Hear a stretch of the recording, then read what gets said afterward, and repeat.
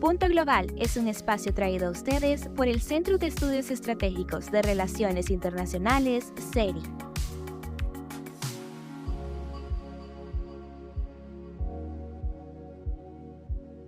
Bienvenidos y bienvenidas a un nuevo episodio de Punto Global. Soy Guillermo Espina, director académico del CERI, y como cada semana nos encontramos para analizar lo que pasa en el mundo.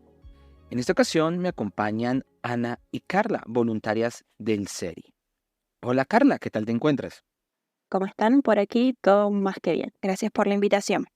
Hola Ana, ¿cómo estás? Hola, ¿cómo estamos? Qué bueno volver a estar en el podcast.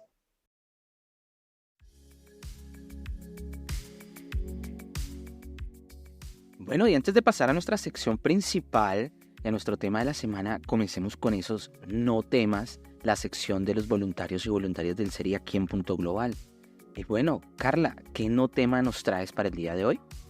Para mi no tema del día de hoy voy a hablar de los disturbios que han ocurrido esta semana en Nueva Caledonia desde el día lunes.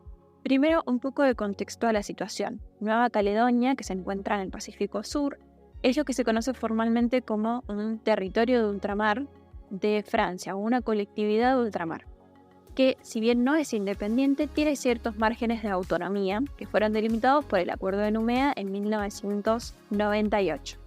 ¿Qué ha sucedido esta semana? Bueno, la Asamblea Nacional Francesa ha propuesto una reforma electoral que permitiría ampliar el número de electores, el número de ciudadanos con derecho a voto en Nueva Caledonia, incorporando a aquellos ciudadanos franceses que, habiendo nacido en Francia, ya tuvieran más de 10 años de residencia en Nueva Caledonia. ¿Qué impacto tiene esto o por qué esto es un foco de conflicto? Bueno, puntualmente porque está en discusión en el trasfondo la independencia del país. ¿Sí? Los independentistas kanakos, agrupados en el Frente de Liberación Nacional Kanako, consideran que esta reforma electoral beneficiaría a los que son partidarios de permanecer como un territorio de ultramar de Francia. ¿Qué pasa con el tema de la independencia de Nueva Caledonia? En el Acuerdo de Nouméa del 98 se estableció la posibilidad de que la ciudadanía realice 3 referéndums para decidir en este asunto. Y los 3 referéndums ya han sido realizados en el 2018, 2020 y 2021. En los 3 resultó ganador el no, es decir, el seguir siendo dependientes de Francia. Pero los independentistas kanakos consideran que esto no es un reflejo fiel de la intención de la población, porque sobre todo los 2 últimos referéndums fueron realizados durante los años de pandemia, donde por un lado no fueron respetadas las tradiciones respecto al duelo que tienen los kanakos, donde normalmente realizan más de un año de duelo, y que es una de las razones por las cuales estos 2 referéndums tuvieron muy baja, asistencia. Fue menos del 43% de la población a votar, y por eso consideran que no fue representativo, además de que, de los factores culturales, también había restricciones de movilidad debido al COVID, y es otra de las explicaciones de la baja participación. Entonces, en definitiva, consideran que esos 3 referéndums que ya han sido realizados no son representativos de la voluntad popular. Y al incorporar esta reforma, de hacerse otro referéndum, el resultado podría ser no satisfactorio de los intereses kanakos. Ante esto, Macron ha puesto una pausa a la votación final y ha decidido llamar al diálogo a las partes involucradas. Pero bueno, podemos decir que se encuadra este conflicto dentro de un marco más general de tensión electoral en Europa, en la misma Francia, y también que, de hecho, ahora en mayo se cumple ya un año desde que se celebraron elecciones en la Polinesia Francesa, donde allí también ganó el partido independentista. Entonces podemos decir, bueno, hay una tensión más profunda que tiene que ver con reclamos de independencia en los territorios de ultramar de Francia. Bueno, muy interesante, muchas gracias Carla. Ana, cuéntanos, ¿qué no tema nos tienes para el día de hoy? El no tema que voy a tratar hoy es el problema actual del cobalto, explotación infantil y violación de los derechos humanos que está sucediendo hoy en día en Congo. La problemática del cobalto, que es un mineral esencial en la producción de chips y componentes para diversos electrónicos como el iPhone, se ha arrastrado por años. En pleno siglo XXI, la explotación laboral de niños africanos es una realidad en la extracción de este material, donde los derechos humanos son violados constantemente. La mayoría de estas minas son trabajadas por menores de edad, quienes no reciben ningún tipo de remuneración ni cuidados adecuados, y frecuentemente expresan dificultades en las condiciones laborales, ya que demandan mucho trabajo físico y proponen un gran peligro y muchas veces resultan en la muerte de los infantes. La ampliación de las minas de cobalto y cobre a escala industrial ha dado lugar al desalojo forzoso de comunidades enteras y graves abusos contra los derechos humanos. Más de la mitad del cobalto del mundo, que es un componente fundamental para las baterías de litio, procede de la República Democrática del Congo y el 20% de este porcentaje se extrae a mano.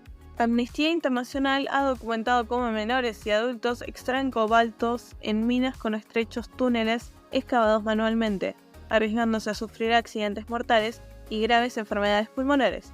Trabajan sin equipo de protección más básico, como guantes, mascarillas, y sufren diversos problemas de salud. Las alarmantes conclusiones de estos informes sugieren que el daño causado puede ser duradero, demostrando la necesidad de una mayor regulación del sector minero para proteger a los trabajadores como al medio ambiente.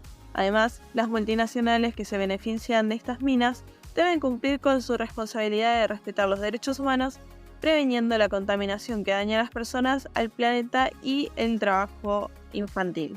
Es imperativo que la República Democrática del Congo recupere el control de sus recursos y garantice la seguridad de los derechos básicos para su población.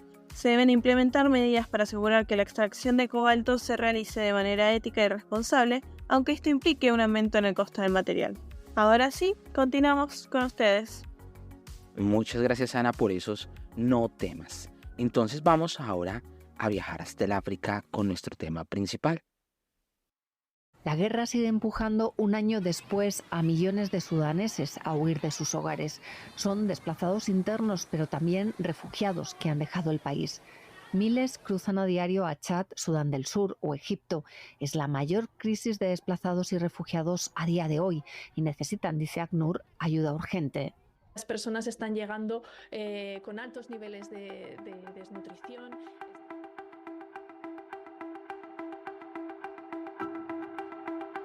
Ahora sí, entonces, vamos de lleno con el tema que nos convoca hoy, que es la guerra civil que comenzó en Sudán ya en el año 2023, es decir, se está cumpliendo un año del comienzo del conflicto. Un conflicto que parece seguir un poco la tendencia del resto de los conflictos internacionales, que es de un auge de enfrentamientos armados que parecen no resolverse. Es un conflicto que se expresa en el enfrentamiento entre el ejército sudanés y las fuerzas de apoyo rápido, pero que también es una consecuencia de una trama más profunda dentro del país que se va expresando con mayor o menor intensidad de momentos, pero que tiene que ver con tensiones políticas y sobre todo étnicas y religiosas.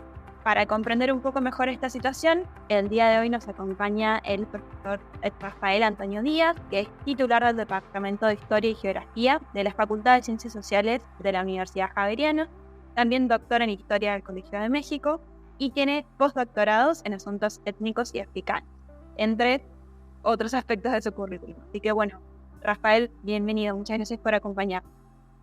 Muy buenos días, le agradezco al CERI esta invitación a través de mi colega Diana Angulo.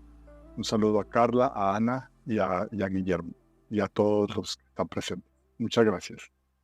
Bueno, para comenzar con la primera pregunta, sabemos que actualmente, al menos de manera informal, se dice que esta es una tercera guerra civil sudanesa. Entonces, ¿cuál es la situación actual? ¿Qué está sucediendo en general? ¿Cómo empezó? Claro, responder esa pregunta es muy complejo porque tendríamos que hacer un recorrido histórico pues muy extenso y muy profundo y pues creo que no tenemos tiempo, pero voy a tratar de resumir un contexto que por lo menos nos pueda situar y ubicar para entender por qué se está dando este actual conflicto en Sudán del Norte, porque ya tenemos que hablar de Sudán del Norte. Sí, efectivamente, estamos hablando de una tercera o de una cuarta guerra civil en el Sudán. Y para empezar a entender esto, lo primero que hay que señalar son como estos elementos. Sudán en general, ahora Sudán del Norte y Sudán del Sur, pertenece a una región africana que es conocida como el Cuerno de África, que es una bisagra con el Cercano Oriente y con Asia.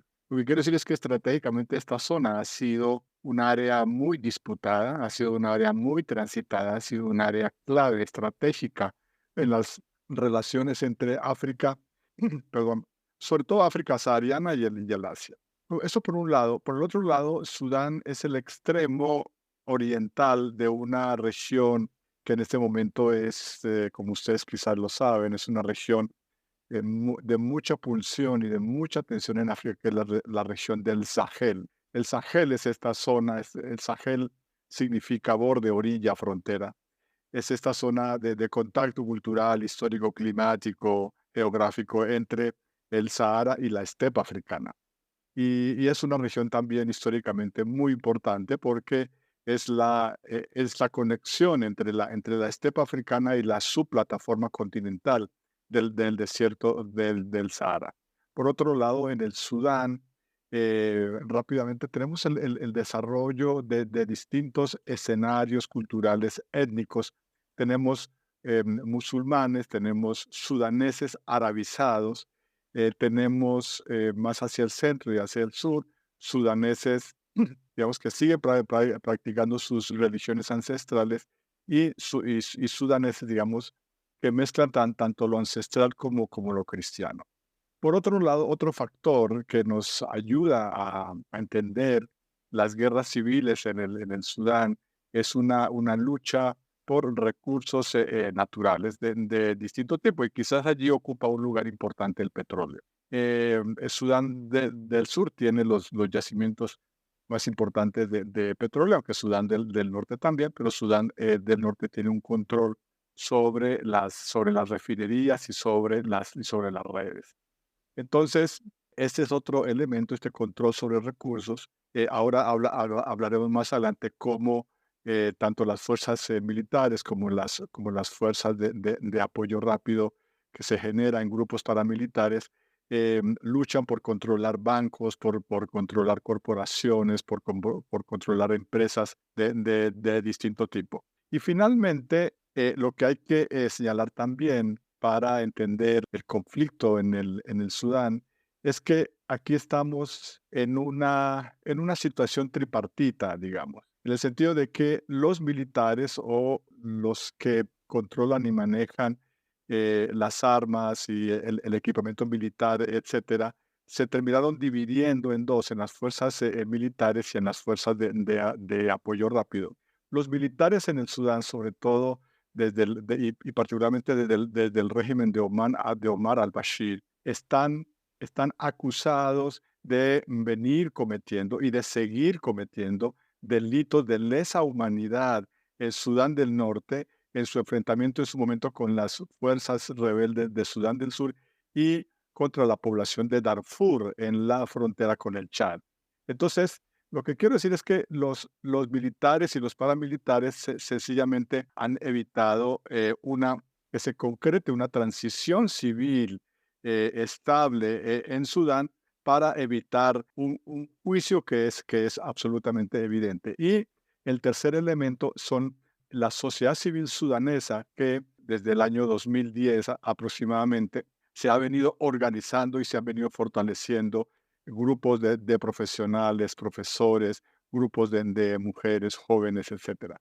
Entonces, así rápidamente, ese es como el cuadro de los factores que nos podría explicar, entender, sin haber entrado todavía en mayor detalle, el actual conflicto y la evolución de estas 3 o 4 guerras civiles en el Sudán. Bien, Rafael, retomo un poco dos cuestiones que mencionaste. Entonces, por un lado, el régimen de Omar al-Bashir, sí, que desde 1983, si no me equivoco, estaba en el poder. Digamos que a Sí. partir, bien, perfecto. Entonces, desde ese año en el poder y en el 2019 se da el golpe de Estado que lo derroca y se abre como una bisagra, una instancia de vacío de poder con transición un poco, digamos, vigilada por las Fuerzas Armadas. ¿Esto es así? Sí, algo que aquí es importante señalar es lo siguiente. Sudán, pues, ha venido evidenciando una notoria inestabilidad, sobre todo desde el año 2021, como tú señalabas, en donde el ejército y las llamadas fuerzas de apoyo rápido desarrollaron un golpe de Estado. Este golpe militar acabó justamente con esa oportunidad histórica que tenía Sudán de concretar una transición democrática. Comenzó con el derrocamiento en el año 2019 del régimen que encabezó el general Omar al-Bashir. El golpe de Estado contra lo que uno podría esperar, no unificó a los grupos, a las fuerzas militares y a los grupos armados que se originaron en las fuerzas paramilitares que desarrolló el dictador Omar al-Bashir y que usualmente son conocidas como los Janjaweed.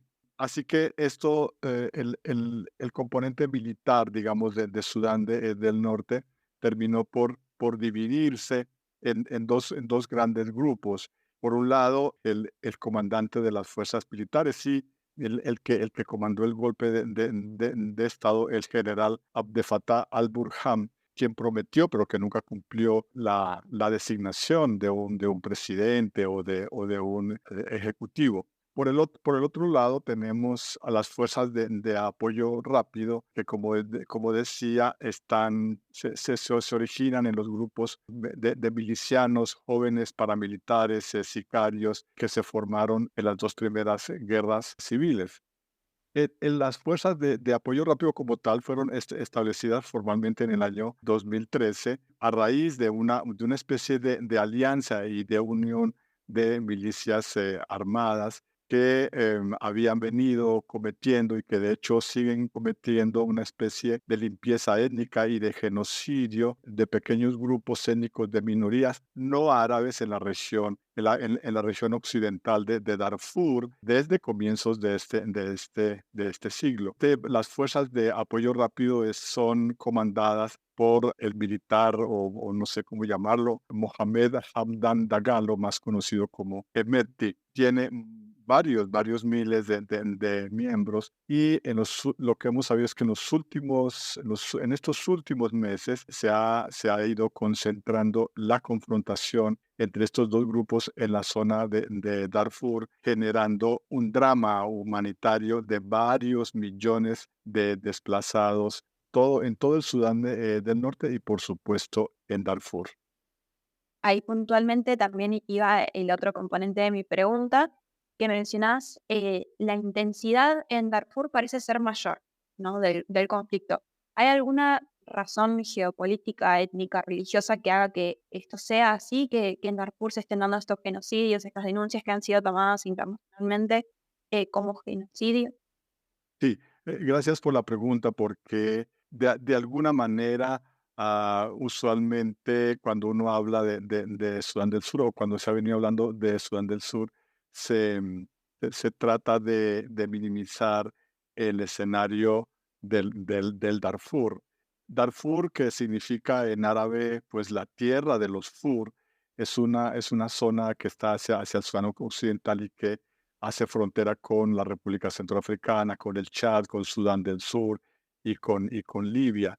Darfur es una región federada que se divide en tres regiones políticas o en tres estados que son Darfur al occidente, Janub Darfur en la parte meridional y Shamal Darfur en la parte septentrional. Em, Aquí, como lo señalé hace poco, aquí se manifiesta de una manera más trágica, si se quiere, de una manera más dramática, si se quiere, un conflicto que se da en todo el Sudán y en muchas regiones africanas, y es un conflicto por recursos naturales.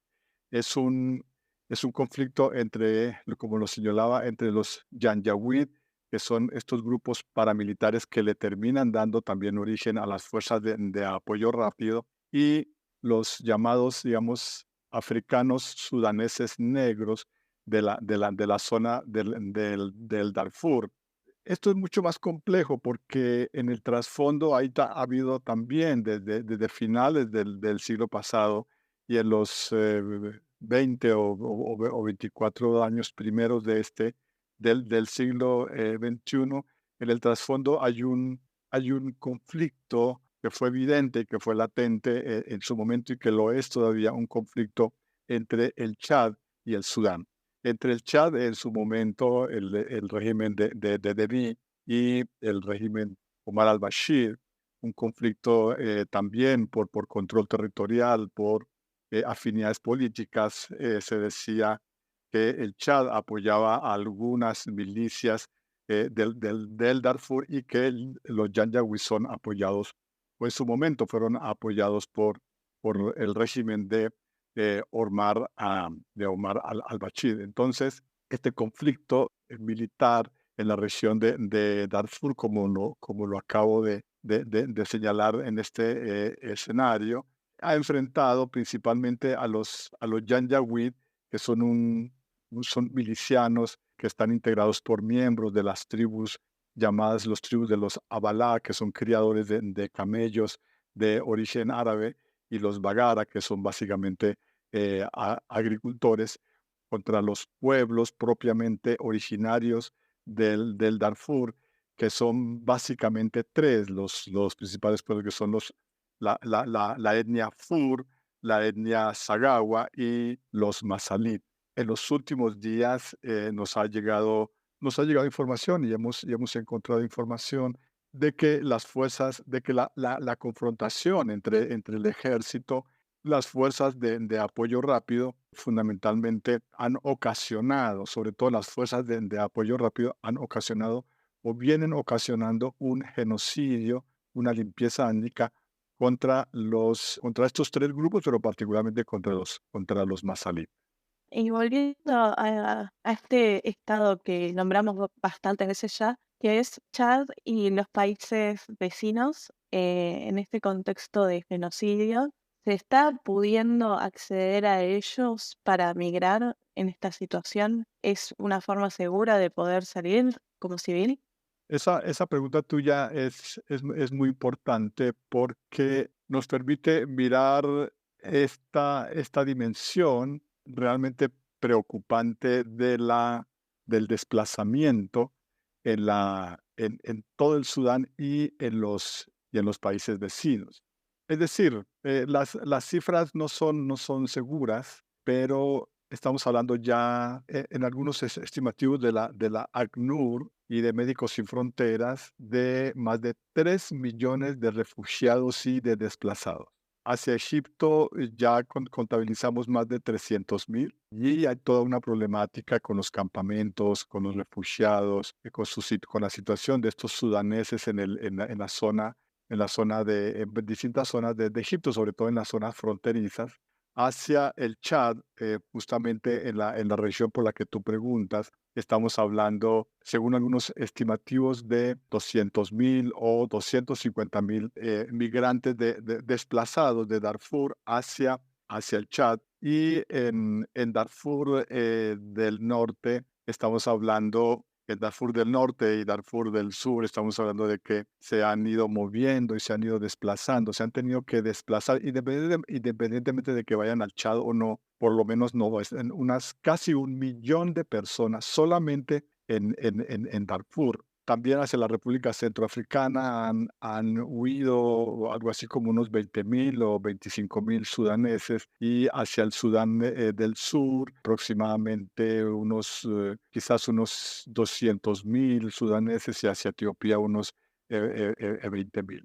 Aquí, para intentar responder tu pregunta, hay que señalar que el acceso a esta población para ofrecerles asistencia, apoyo, cuidado médico, el aprovisionamiento de la llamada ayuda humanitaria es, como apenas es natural en un escenario de conflicto, el acceso es muy complejo, es muy complicado, y de hecho se ha acusado al ejército sudanés, pero sobre todo a las fuerzas de apoyo rápido, de utilizar a los desplazados y a los campamentos de los desplazados como objetivos políticos y militares. Entonces, el acceso es relativamente difícil, y digo relativamente porque aquí hay que considerar una dimensión internacional, porque no son precisamente los actores del conflicto sudaneses o incluso de Darfur o del Chad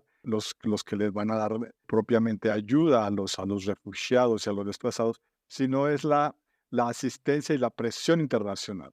Estados Unidos, la Unión Económica Europea, Australia, en fin, y un conjunto de organizaciones no gubernamentales, las acciones de Naciones Unidas a través de ACNUR, pues con dificultades y logrando acuerdos con los actores armados mediante el establecimiento de corredores humanitarios, han podido, con dificultades, pero han logrado que se llegue asistencia a, a este, a este enorme a este enorme volumen de desplazados, que yo decía son unos 3 millones, pero que quisiera apuntar hasta donde tengo información, que son 3 millones los que se han ido corriendo hacia las fronteras, pero que hacia el interior hay otra serie de movimientos.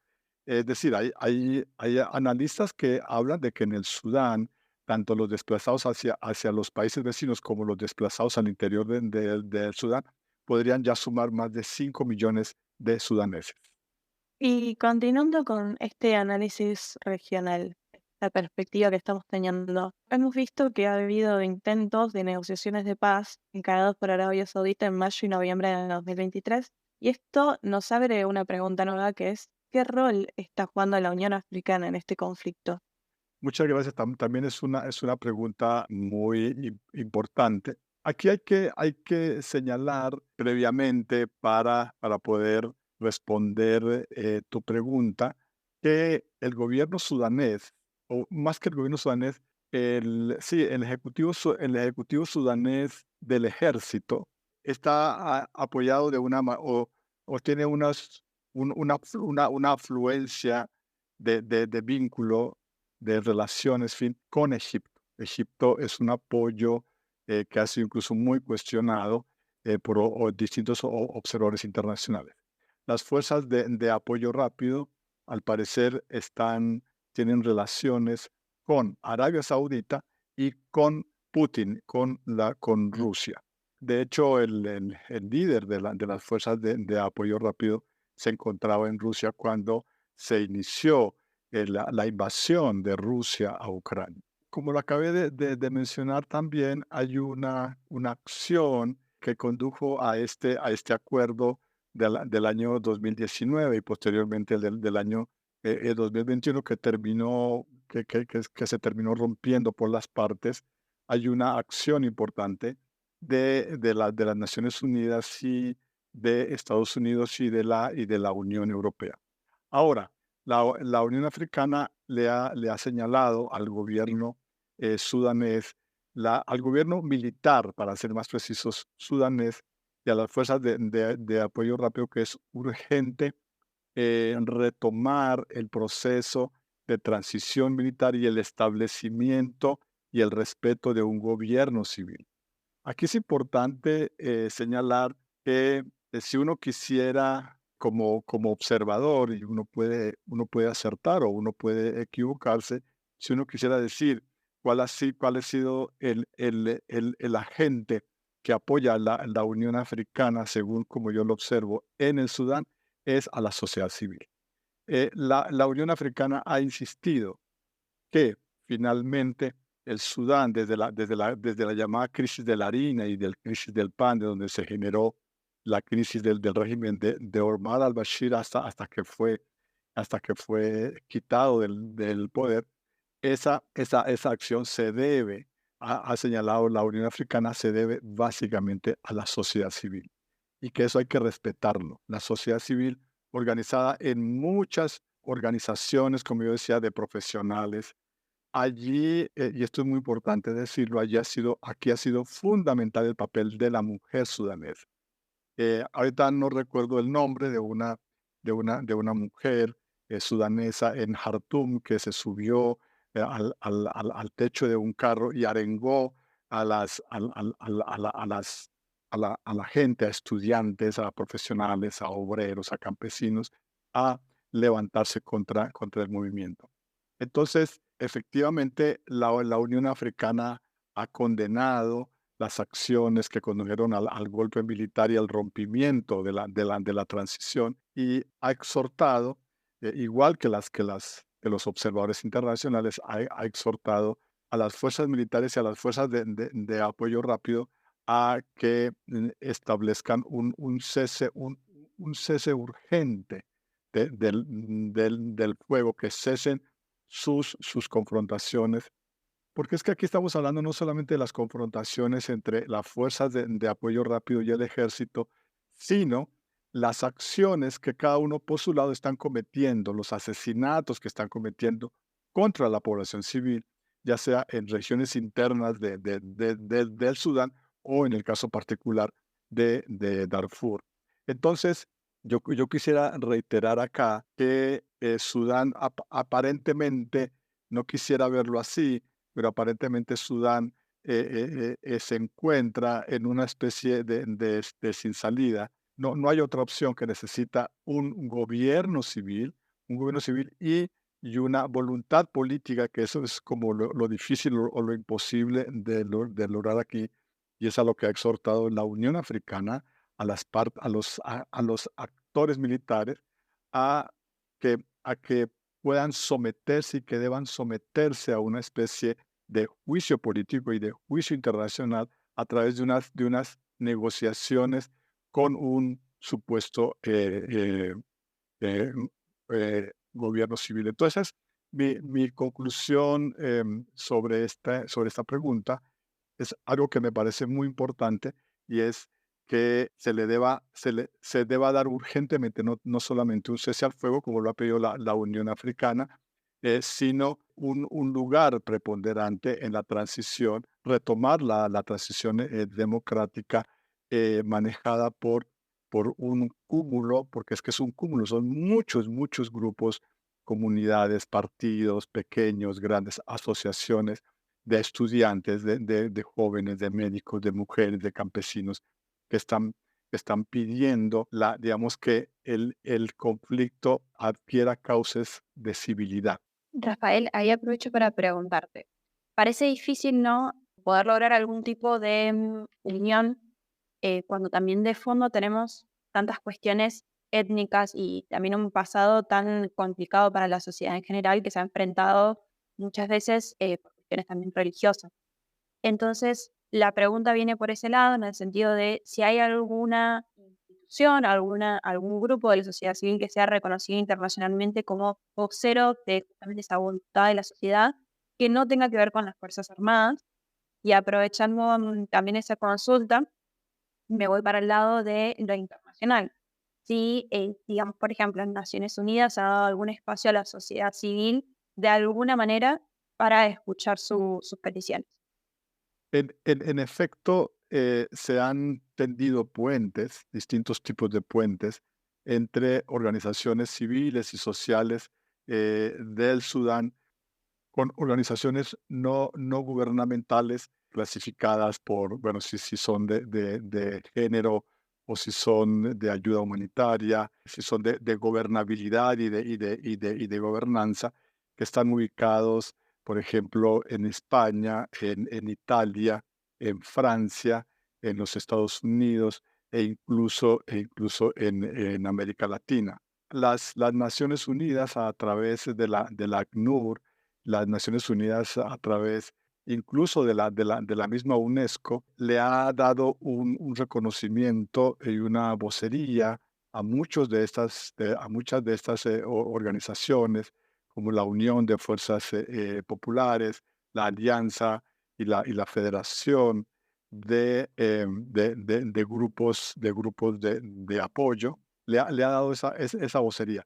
Y entonces todos estos elementos son importantes, porque aquí hay que insistir que definitivamente en el escenario y en el conflicto reciente, digamos, del año 22, del año 23 para acá, en el Sudán, la sociedad civil sudanesa, el cúmulo de organizaciones civiles han ido obteniendo una validez y un reconocimiento y un apoyo internacional muy importante. ¿Y esto qué implica? Esto implica que los militares, tanto del ejército como del grupo las fuerzas de apoyo rápido saben que, claro, con el costo de que han venido generando todo uno de los dramas humanitarios más álgidos en el mundo, pero ellos saben que no tienen ningún futuro de gobernabilidad en el país si no cuentan con la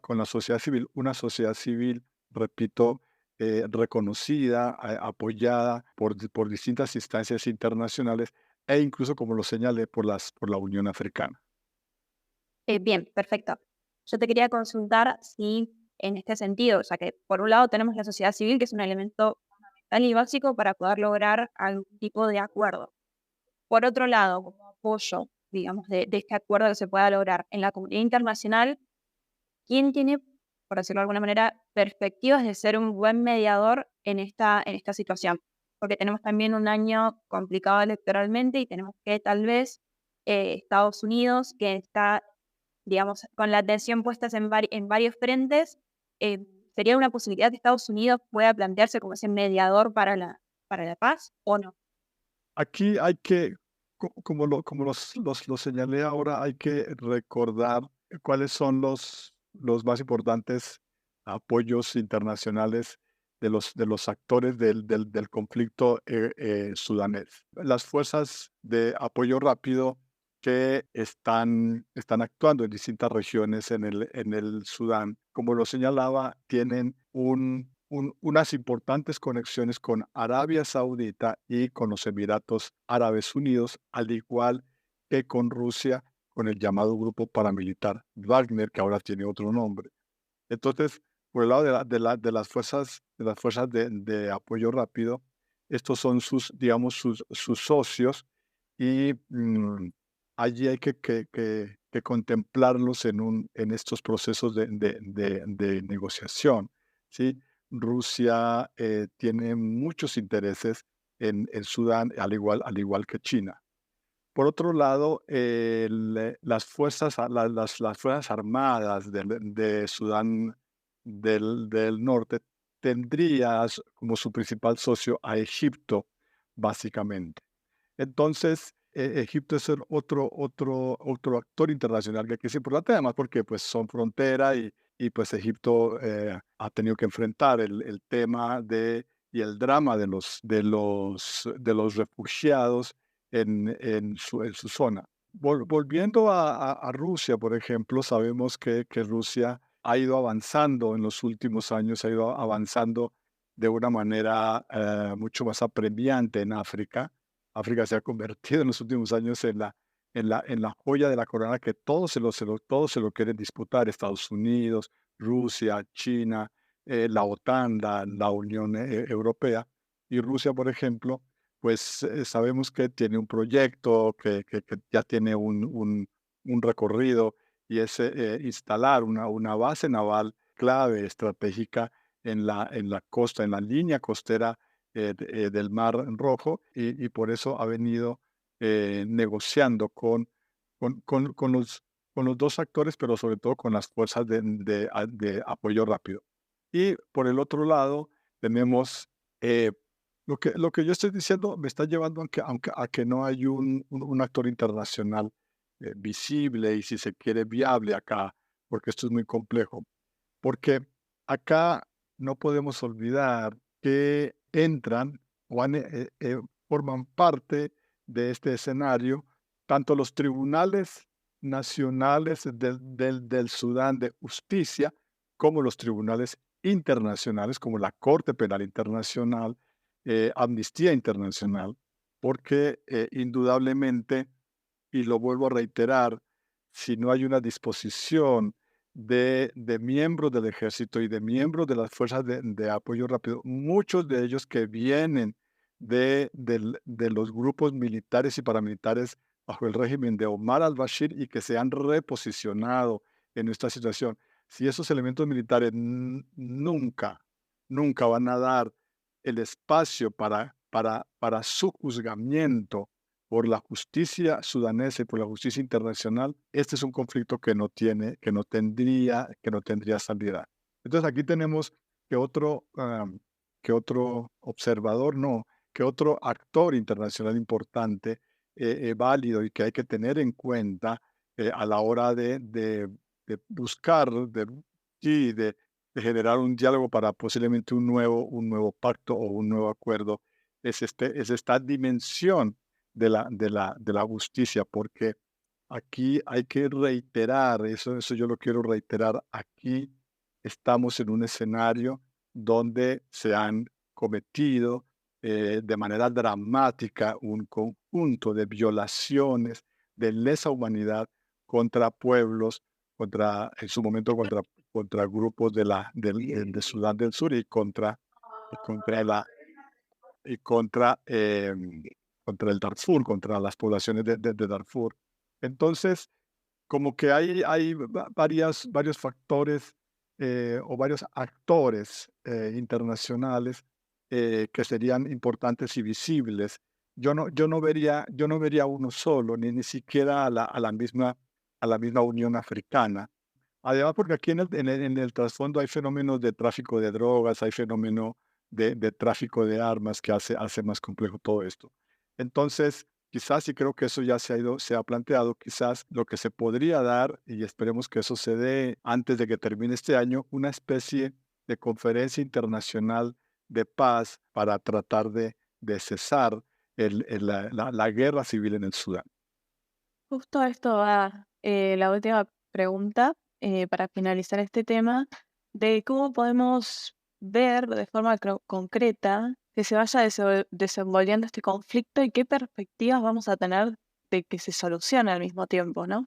Yo también quería referirme a poco a la dimensión, si la entiendo, de tu pregunta. Y es que el escenario regional, interregional del Cuerno de África no es tampoco tan plausible, porque es una región o es un escenario, una dimensión interregional llena de muchas tensiones y de muchos conflictos. Con Egipto, por ejemplo. Egipto tiene que enfrentar el tema de los desplazados sudaneses, pero Egipto en este momento tiene que enfrentar el tema de Gaza y el tema de Rafah, o sí, ¿cómo se llama? Rafah, creo que se pronuncia, bueno, no sé, y todo el tema de la invasión militar que ha venido desarrollando Israel en Gaza, que para muchos pues es un genocidio, para otros no, pero en fin, sobre eso hay toda una discusión. Yo creo que allí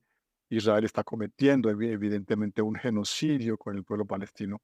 Pero entonces Egipto, es decir, esta región tiene la presión o tiene la situación de la guerra en Palestina, en Gaza y el desarrollo de que allí adelantan las fuerzas militares israelíes. Por el lado del Chad y más arriba por el lado de Libia, Libia es también un país que está fracturado desde la caída del régimen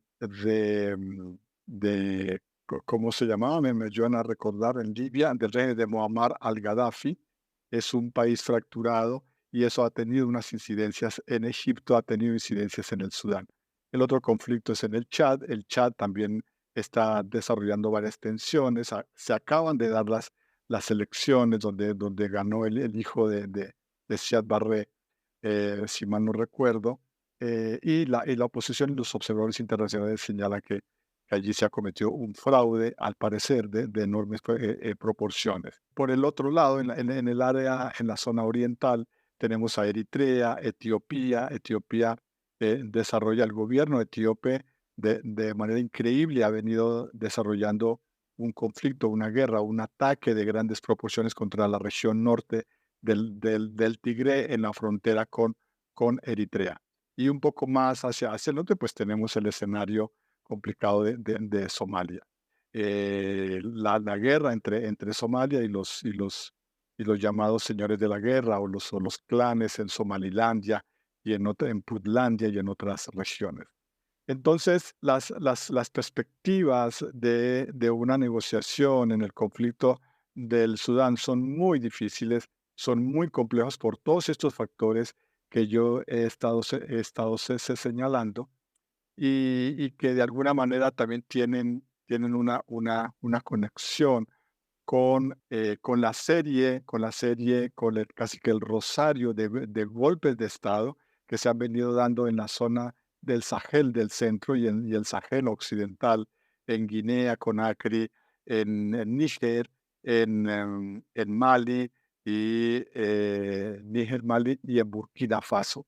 Entonces, un escenario, un escenario internacional muy, muy difícil al cual está conectado de manera directa o indirecta este conflicto sudanés. Yo reitero, lo he conversado con algunos colegas y así lo han ido planteando.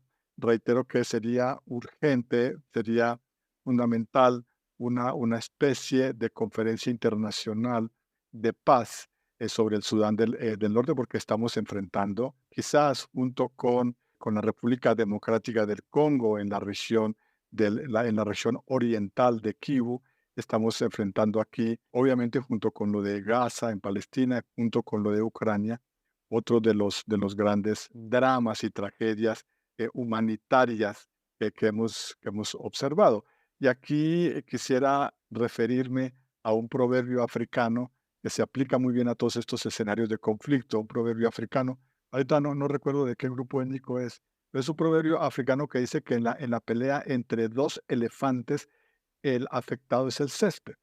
Y efectivamente aquí, en estas confrontaciones militares, si uno maneja algunas estadísticas, realmente los menos afectados son los que portan las armas, son los militares, sean paramilitares o no, sino es la sociedad civil. Estamos hablando de 5, 6, 7 millones de sudaneses que han tenido que salir de su tierra, y estamos hablando de ya, no tengo el dato, pero de varios centenares de sudaneses en la zona de Sudán del Centro y en el Darfur, que han sido asesinados por estos grupos militares y paramilitares.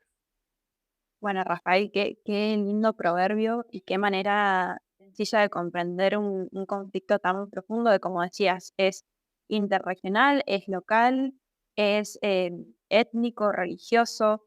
Así que bueno, te agradecemos un montón por habernos acompañado hasta acá, por habernos explicado todas las facetas de este conflicto, haber paseado por todos los escenarios posibles como para poder comprenderlo mejor.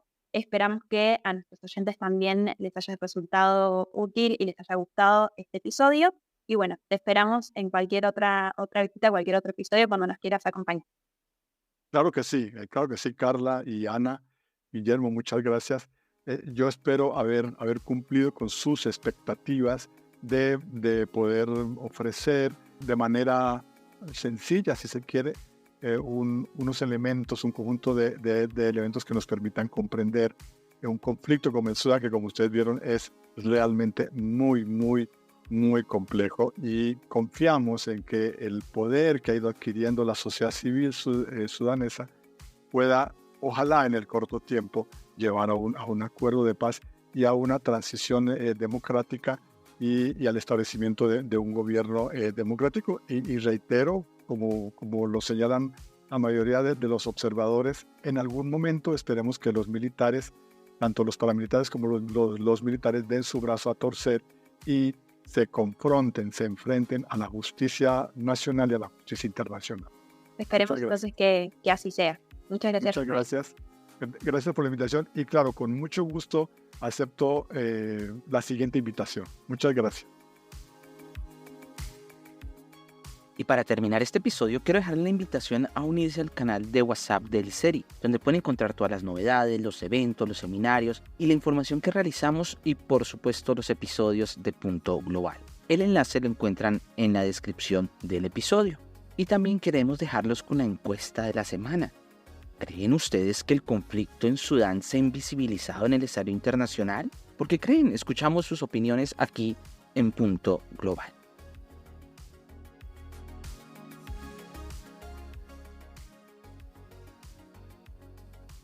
En este episodio de Punto Global, Ana Seca y Carla Lofrano realizaron la investigación. La edición por Ana Esquivel. El diseño de arte por Valentín Rojas Lovecchio. La conducción por Ana Seca, Carla Lofrano y quien les habla, Guillermo Espina. Nos encontramos en un próximo episodio de Punto Global.